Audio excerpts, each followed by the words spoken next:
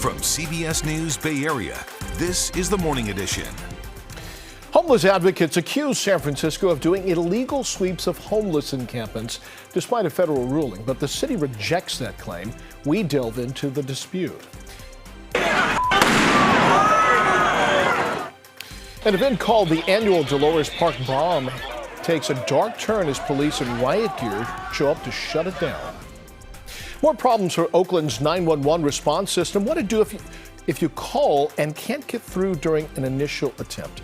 Good morning. It is Sunday, July 9th. I'm Devin Feely. Let's start with a quick check of our weather with First Alert meteorologist Darren Peck.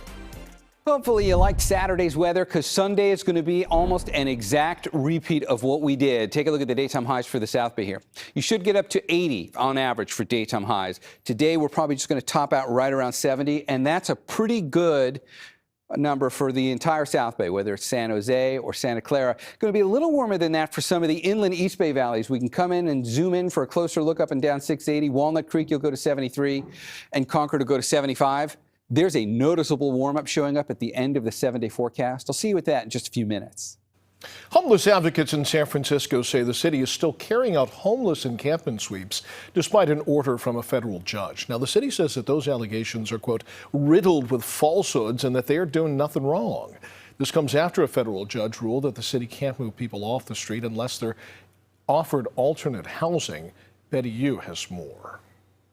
San Francisco is firing back at homeless advocates who claim that the city is violating a temporary injunction that prevents workers from clearing encampments until it has thousands more shelter beds. The Coalition on Homelessness and other plaintiffs first sued the city last year, alleging that San Francisco sweeps encampments to drive out homeless people. And in response to neighborhood complaints, a federal judge ruled in the nonprofit's favor in December.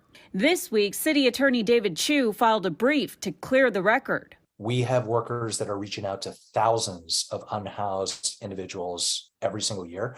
And this order has made it much more difficult to address the homelessness crisis on our streets. It's frankly put San Francisco in an impossible situation. Chu said the city has gone to great lengths to comply with the injunction. The mayor also stated that in the last 5 years, the city has increased the amount of shelter and housing for the homeless by 50%. One of the issues in this lawsuit is what constitutes whether someone is, quote, involuntarily homeless. We don't think that if a person refuses shelter or a person has alternative shelter, that should prevent us from being able to address the situation on our streets. The overall sentiment of the laws in place are really about, we want to.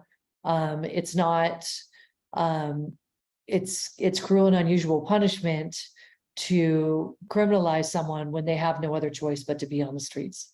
On Saturday, Mayor London Breed said the injunction should be overturned while the city fights the lawsuit in court. Cities can't operate this way. San Francisco leads with offers of shelter, but when people refuse to accept these offers, they shouldn't be allowed to remain on the street, she tweeted. This mayor's doing what other mayors across the country and other mayors in San Francisco have done, and that is shifting blame from their own shoulders onto the backs of homeless people, whose backs, frankly, are already sore from sleeping on the sidewalk. Chu said since the order went into place about a year and a half ago, homeless advocates have not been able to show a single instance of the city arresting anyone under any of the relevant laws. We have an incredible crisis of homelessness on our streets, and it is continuing to create significant public health issues, public safety issues for residents in San Francisco, and it's made it very difficult for us to get help to the people who need help. Moving across the Bay, there are still significant ongoing issues with Oakland's 911 system. Now, Oakland released a statement on Saturday saying that staff have gone back to routing calls manually. That is causing significant delays. A power outage caused problems on Thursday and Friday. Response times were slower than normal, and dispatchers are having trouble communicating with officers in the field. The dispatchers are toiling literally with papers and pen, writing down individual calls, running across the room, giving it to the dispatcher, and then sending it out to the officers in the field. City officials say they are closely monitoring the system. They say that if you call 911 and your call drops or the line is busy, keep trying.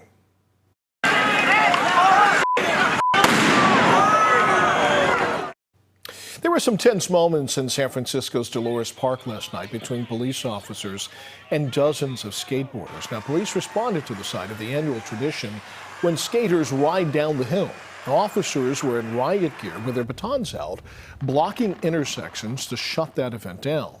Skateboarders and onlookers were confronted by the police. Now, in this video from the Bay Area News Group, you can see what appears to be fireworks and possibly bottles being thrown.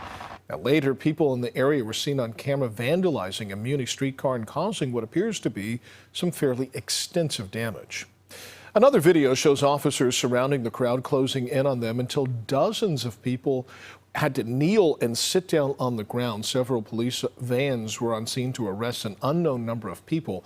It's not really clear exactly what they're going to be charged with, and so far the police department has not responded to our attempts to find out more about exactly what happened.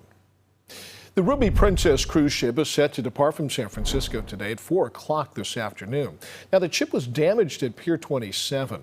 The current plan is to set sail at 4 p.m. this afternoon and then travel to Alaska. The ship has been there since Thursday morning when it hit the pier and ripped a hole in the side of the ship. That problem has since been fixed, and the Coast Guard has inspected the work and given clearance to head to Alaska. But the delay means the trip is going to be shorter than originally planned. Princess Cruises is offering refunds and discounts to affected passengers. A Bay Area man is recovering following a violent fire pit explosion days before the 4th of July. And unlike a lot of fire-related injuries that we see around the holiday, this was not the result of recklessness. We've all had those little superficial burns, and yeah, we recover after a week or so, but you know how badly that burn hurts in that one little finger spot. We first spoke to Duncan Reno 5 days after this happened.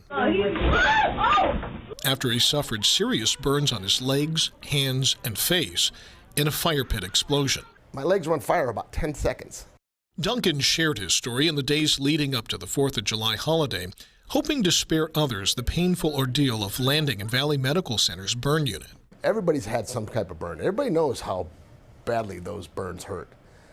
But boy, to get burned to the degree where you need skin grafts, that's called a 3rd-degree burn. Boy, that's some serious stuff. Since our first interview, Duncan underwent a second surgery. Doctors surgically removed healthy tissue from his legs to graft atop the 3rd-degree burns covering much of his thighs. And yes, it is every bit as unpleasant and painful as it sounds, especially once he's weaned off painkillers and begins physical therapy. The size of my wound, for instance, it's probably about that big on my right leg. And that size requires additional skin to come from somewhere on my body so that we can place it over, because you need that wound site to not, one, be exposed to the elements, and the skin is there to protect you.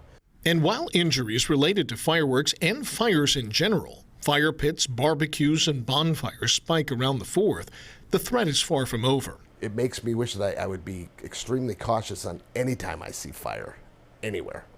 Duncan says he's not sure how his recovery will go, how long it's going to take, but he's determined to be healed, healthy, and whole in time for his daughter's wedding in the fall of 2024. I will be fully recovered to walk my daughter down the aisle.